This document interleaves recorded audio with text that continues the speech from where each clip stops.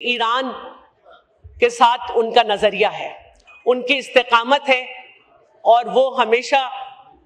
رکھیں گے کیونکہ وہ طاقتوں سے ڈرنے والے نہیں ہیں۔ اور جو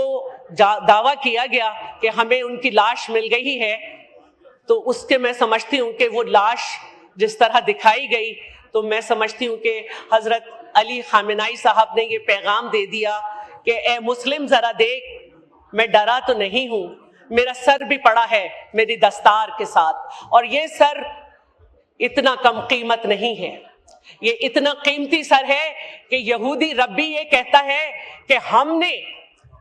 ہم نے خیبر کا بدلہ لے لیا اور ایک علی اور مار دیا۔ تم جتنے بھی علی مارو، ہمارے گھر سے ہر وقت علی نکلتے رہیں گے، کیونکہ ہمارے جسم کی جو کمٹمنٹ ہے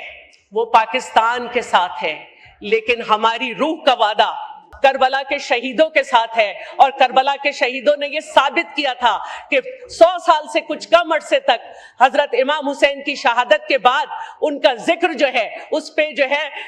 پابندی تھی، امام زادوں کو چن چن کے مارا جا رہا تھا، لیکن فتح نظریے کی ہوئی، اور آج بھی فتح نظریے کی ہوگی، چاہے ایران اکیلا رہ جائے لیکن نظریہ سفر کرتا رہے گا۔ اور یہ تاریخ ہے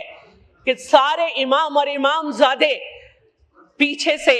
دھوکے سے شہید کیے گئے، اور میرے نائب امام کو بھی غداری کی وجہ سے یہ دن دیکھنا پڑا، لیکن یہ موت تو آنی جانی ہے، اس موت کی کوئی بات نہیں۔ جس دھش سے کوئی مقتل میں گیا وہ شان سلامت رہتی ہے۔ بہت بہت شکریہ۔